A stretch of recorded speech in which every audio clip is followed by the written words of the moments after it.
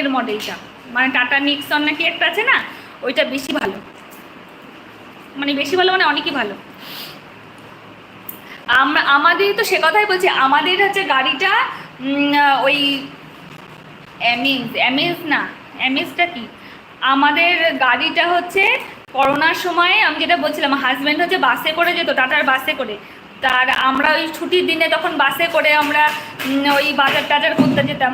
হ্যাঁ, ওইভাবে হয় না, মানুষ যেভাবে অভ্যস্ত ওভাবেই ভালো লাগতো। কিন্তু করোনার সময় হতো কি, অফিস যাওয়া, তারপরে বাস ঠিকভাবে আসতো না, তারপরে নানা রকম রুলস রেগুলেশন হয়ে গেছিলো, মাস্ক ফাস্ক করা খুব সমস্যা। তারপরে ধরুন আমরা যে বাজার ঘাটে যাব সেটার অসুবিধা, সব গাড়ি ফাড়ি অনেক কমে গেছিলো। আর বাদ বাকি যানবাহনের চার্জ প্রচুর বেড়ে গেছে। তো ওই সময় ডেলি অফিস যাওয়ার জন্য তখন একটা গাড়ি মানে কেনাটা বাধ্যতামূলক হয়ে দাঁড়িয়েছিল। তখন তো আমার হাজব্যান্ড গাড়ি ড্রাইভই জানে না, মোটরসাইকেল চালাতে পারে কিন্তু 4 চাকা চালাতে পারে না। তারপর শেষে লাস্টে বাধ্য হয়ে ডিসিশন নিলাম যে না, গাড়ি কিনতে হবে। তখন অন্যান্য গাড়ি করে যাওয়া, এবার ধরুন অফিসে তার আগে কাজ হয়ে গেল, এবার রাত্রিবেলায় ফিরতে রেডি হলে সেই ম্যানেজারের গাড়ি করে আসা, মানে খুবই মানে সমস্যার মধ্যে এরকম যাচ্ছিলাম কয়েক মাস। তারপরে ঠিক হলো যে না, একটা গাড়ি কিনতে হবে। তখন সেইখান থেকে সেই ড্রাইভিং স্কুলগুলোই, সেই 7 সকালে অফিস যাওয়ার আগে সেই ড্রাইভিং স্কুলে গিয়ে গিয়ে ড্রাইভ করা, তারপর লাইসেন্সও যা যা হয়, তারপরে গাড়ি চালানো।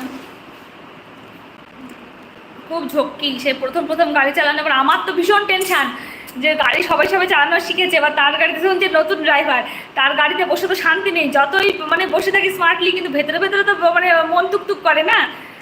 যাই হোক, মানে সেই সময়গুলোও খুব মানে মনে, এখন যখন মনে করি, এখন আর দেখতে চাই না যে আমার হাজব্যান্ড ঠিক করে গাড়ি পার্ক করে মানে বাইরে যাচ্ছে নাকি বেসমেন্ট থেকে।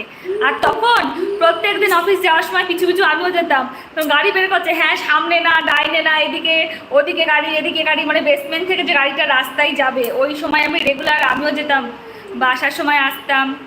তখন গাড়ি ঠিক করে ঘোরাতে পর্যন্ত পারতো না। আজকে কারো কত সুন্দর গাড়ি চালিয়ে চালিয়ে নিয়ে যাচ্ছে। আচ্ছা, আমরা অনেকক্ষণ কথা বললাম, এখন লাইভে 12 জন আছে।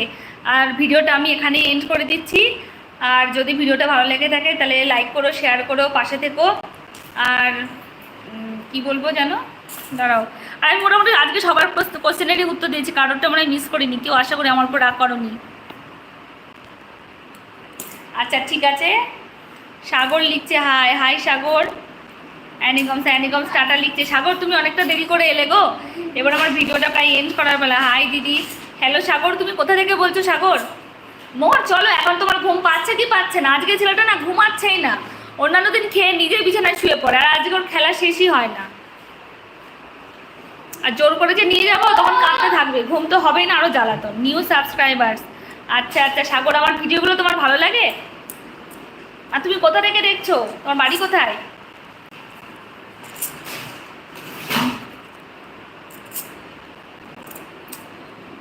এমর, অনেক কাজ করেছিস, চল তো। হ্যাঁ, এ বাবা, দেখি তুমি কি করেছো। ফুল দেখো দেখো, এর মধ্যে এই কাগজ ঢুকিয়েছে, এটার মধ্যে চটি ঢোকাচ্ছে, এরপর আর কোনো জিনিস খুঁজে পাওয়া যাবে না। আমি সুজয়ের দাদা। ও আচ্ছা, হ্যাঁ সুজয়ের সাথে তো অনেক গল্প হলো। আচ্ছা, অনন্যা ইসলাম লিখেছে, তুমি অনেক সুন্দর। Thank you Ananya. আচ্ছা সাগর, নবদ্বীপে বাড়ি। হ্যাঁ,